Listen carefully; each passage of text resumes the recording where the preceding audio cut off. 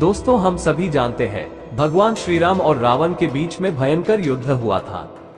इस युद्ध का परिणाम तो सभी जानते हैं और इस युद्ध के कई प्रमाण हमें मिल चुके हैं। आज तक कई लोग इस बात को झूठ कहते आए हैं कि रामायण कभी हुआ ही नहीं है, लेकिन जब राम सेतु की सच्चाई दुनिया के सामने आई तब लोगों को यकीन हुआ कि रामायण में वर्णित सभी घटनाएं सत्य है, क्योंकि श्रीलंका और भारत को जोड़ने वाला पुल निसर्गतः नहीं बना है, बल्कि इसे किसी ने बनाया है और इसका जिक्र केवल रामायण में मिलता है।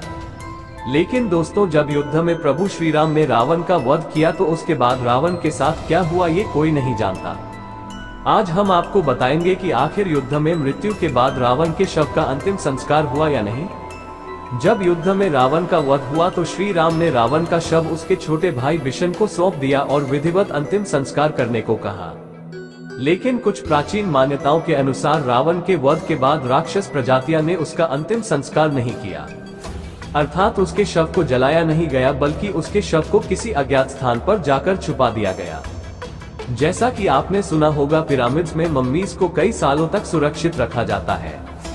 उसी प्रकार राक्षस जाति ने रावण को फिर से जीवित करने के उद्देश्य से उसके शव को नहीं जलाया और वो उसके शव को लेकर श्रीलंका के रागला जंगलों में गए।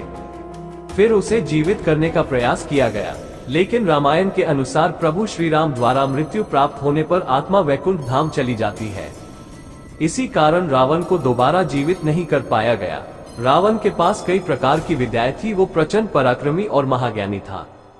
उसे चारों वेदों का ज्ञान था। रावण ने रागला के जंगलों की एक गुफा में घनघोर तपस्या की थी और माना जाता है कि उसके तपोबल से निकली शक्ति आज भी उस गुफा में फैली हुई है।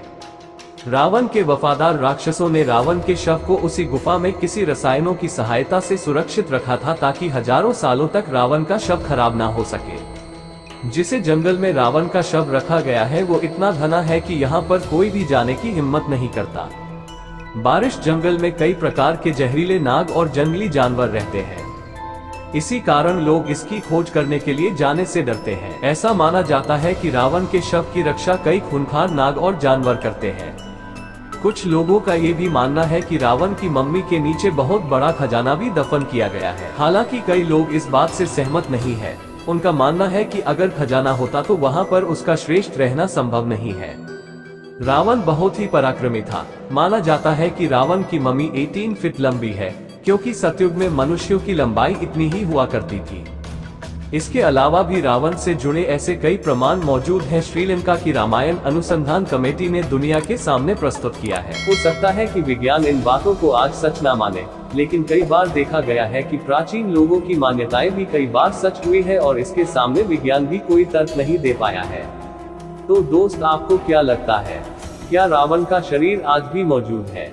आपकी राय हमें कमेंट में जरूर बताएं। दोस्तों, अगर ये वीडियो आपको अच्छी लगी हो तो वीडियो को लाइक करें और अपने बंधु बांधवों को शेयर करें, और ऐसे ही वीडियो देखने के लिए हमारे चैनल ईश्वरी कथा चैनल को सब्सक्राइब करें। धन्यवाद।